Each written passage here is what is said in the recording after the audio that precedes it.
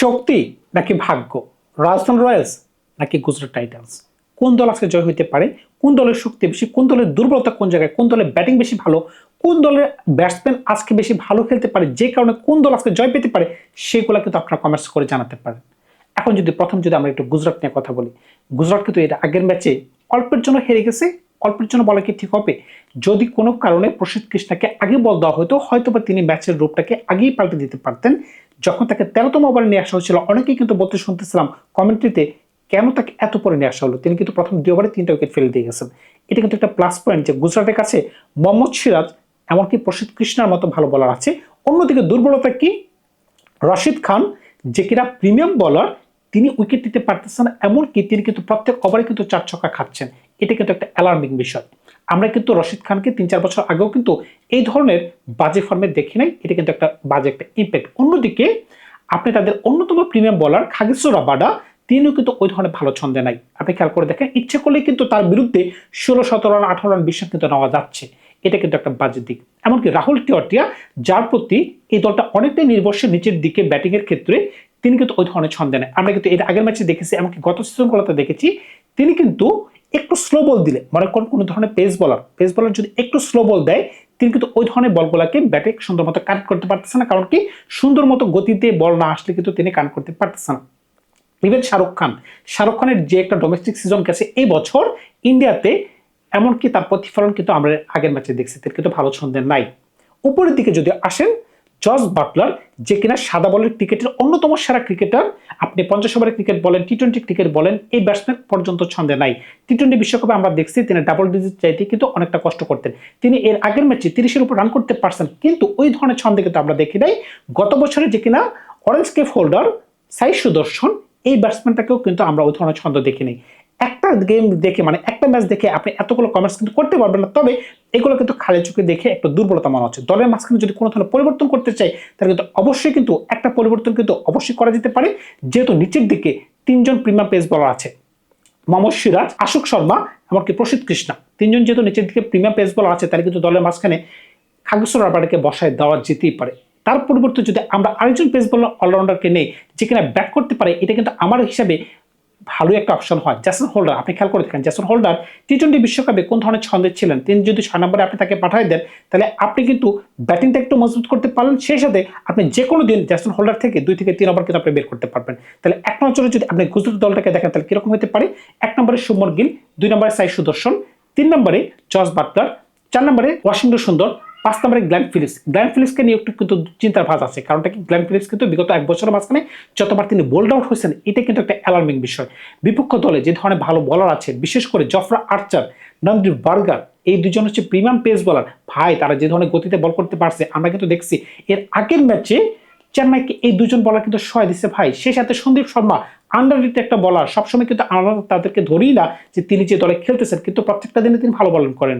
রাজেশ শর্মা দুর্দান্ত বোলিং করতে পারছেন। এমনকি স্পিনিং ডু হিসাবে কিন্তু রবি বিষ্ণুই, এমনকি রবীন্দ্র জাদেজা যে ধরনের গুড লেন্থে বল করতে পারেন, লাইন এবং লেন্থ যেভাবে ধরে বল করতে পারেন, এই দলটা কিন্তু দেখতে ভালো লাগছে। শুধুমাত্র কি বলিং এর কথাই বলবেন? রাজস্থান রয়্যালসের ব্যাটিং কিন্তু মারাত্মক শক্তিশালী। এই কারণে আমি কিন্তু প্রথমে বলেছিলাম ভাগ্য নাকি শক্তি। শক্তির বিচার কিন্তু রাজস্থান কিন্তু অনেকটাই এগিয়ে গুজরাটের থেকে বর্তমান পারফরমেন্স অনুযায়ী। কারণটা কি, ওটা খেয়াল করে দেখেন, জাসওয়াল টি-20-তে সে বিধ্বংসী ব্যাটসম্যান, কিন্তু তার থেকেও বেশি বিধ্বংসী বর্তমানে ভৈভব সূর্যবংশী। গত ম্যাচের কথাই দেখেন, যেখানে ভৈভব সূর্যবংশী 15 বলে 50 করতে পেরেছিলেন, অন্যদিকে জাসওয়াল কিন্তু 100 স্ট্রাইক রেটে ব্যাটিং করতেছেন। কারণটা কি, তাকে বেশি বেশি স্ট্রাইক দিচ্ছেন। কিন্তু কোনোভাবে কিন্তু আপনি বলতে পারবেন না যে জাসওয়াল কিন্তু দুর্বল ব্যাটসম্যান, এটা বলার কোনো সুযোগ নেই। কিন্তু ভৈভব সূর্যবংশী যে ধরনের ছন্দে আছেন, প্রথম ম্যাচে তিনি দেখাই দিচ্ছেন বেবি বস কাকে বলা হয়, দুর্দান্ত ছন্দে তিনি আছেন। 3 নম্বর পজিশনে ইচ্ছে করলেই কিন্তু শেরমন হেটমারকে খেলানো যেতে পারে। আমরা কিন্তু টি-20 বিশ্বকাপে দেখছি, তিনি কিন্তু ওয়েস্ট ইন্ডিজের হয়ে 3 নম্বর পজিশনে খেলতেন, মারাত্মক ছন্দে আসেন। তাকে যদি নিচে নামানো হয়, তাহলে কিন্তু হচ্ছে না। হয়তো এর আগের ম্যাচে রান কম ছিল, ইন্ডিয়ান ব্যাটসম্যানগুলোকে ব্যাটিং দেওয়ার জন্য কিন্তু তারা আগে নামতে পারে। 4 নম্বর পজিশনে ক্যাপ্টেন রায়ান পারাগ, এটা একটা ভালো অপশন হতে পারে। 5 নম্বরে ধ্রুব জুরেল, যে কিনা ভালো উইকেট কিপিং করতে পারে। এমনকি ইন্ডিয়া দলে যদি আপনি চিন্তা করে থাকেন, ইন্ডিয়া দলও কিন্তু সে ঢোকার মতো যোগ্য দাবিদার, আপনি কিন্তু মানতে হবে সেই বিষয়টা। এমনকি South African dashing batsman Dwayne Ferreira, তিনি কিন্তু ভালো হিট করতে পারেন। আমরা কিন্তু দেখেছি তিনি প্রথম বলে কিন্তু 4 ছক্কা মারতে পারেন। এই যে 6 জন ব্যাটসম্যান হয়ে গেছে, আপনি যদি এই 6 জনের সাথে আপনি যদি ওই দলের 6 জন ব্যাটসম্যান মিলান, Shubman Gill, Sai Sudharsan, Jos Buttler, Washington Sundar, Glenn Phillips, Jason Holder, Rahul Tewatia, Rashid Khan 8 number পর্যন্ত দিলাম। এই 8 জনের মাঝখানে কিন্তু ওই ধরনের ছন্দে থাকা ব্যাটসম্যান কিন্তু আপনি খুবই কম পাবেন, যেখানে আপনি তুলনামূলকভাবে হিসাব করলে কিন্তু রাজস্থান রয়্যালসে আপনি রায়ান পরাগের কথা বলেন, জ্যাসওয়ালের কথা বলেন, ভবিষ্য সূর্যবংশীর কথা বলেন, শিরমন হেটমারের কথা বলেন, তারা কিন্তু অনেকটাই এগিয়ে আছে। এমনকি নিচের দিকে ডেমন ফেরারা বলেন, রবীন্দ্র জাদেজা বলেন, তারা কিন্তু ভালো আছেন। বোলিংয়ের কথা তো বললামই, Sandeep Sharma, Jofra Archer, Nandre Burger, এমনকি ব্রিজেশ শর্মা।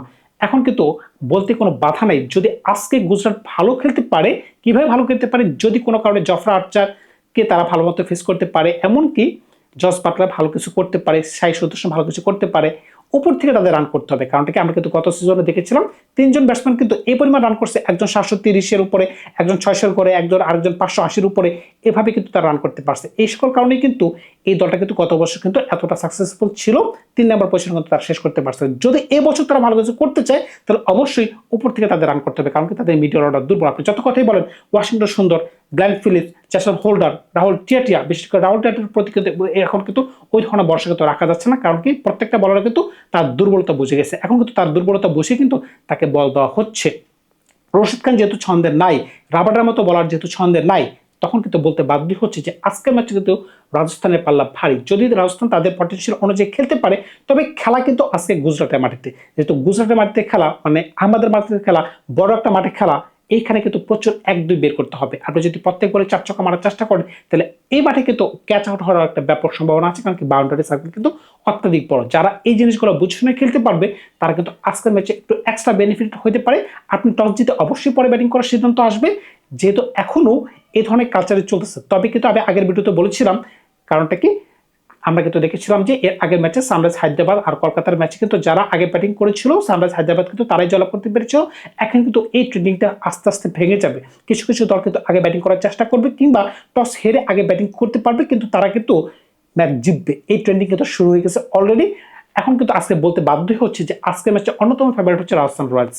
তারা ব্যাটিংয়ে বলেন, বোলিংয়ে বলেন, বিশেষ করে জফরা আর্চার আর নেন্দ্রি বার্কার যে ধরনের বোলিং করতে পারতেছেন, মিডল ফেসে সন্দীপ শর্মা, এমনকি রবীন্দ্র জাদেজা, রবি বিষ্ণু দুর্দান্ত ছন্দে আছেন। তবে গুজরাটকে অবশ্যই কিন্তু একটা জিনিস মাথায় রাখতে হবে, প্রসিদ্ধ কৃষ্ণা, মোহাম্মদ সিরাজ, আকাশ শর্মা, তাদেরকে কিভাবে ভালো মতো কাজে লাগানো যায় সেই জিনিসটা তাদেরকে ব্যবহার করতে হবে। এমনকি গ্লেন ফিলিপস তিনি যেন ভালো খেলতে পারেন, তিনি যেন 1-2 বার বোলিং করতে পারেন। ওয়াশিংটন সুন্দর কথা বলতেছি, জ্যাসন হোল্ডার যদি আজকে সুযোগ পান, তিনি যেন 6 নম্বর পজিশনে নামেন কিংবা 5 নম্বর পজিশনে নামেন, নাইমা যেন তিনি উপযুক্ত খেলাটা খেলতে পারেন, এমনকি ভালো বোলিং করতে পারেন। যদি এসব কিছু করতে পারে, তাহলে হয়তো বা গুজরাট আজকে কিছু ভালো করলেও করতে পারে। ধন্যবাদ সবাইকে, ভালো থাকবে। আপনার নতুন কোন গল্প নিয়ে খুব শীঘ্রই হাজির হবো আপনাদের সাথে।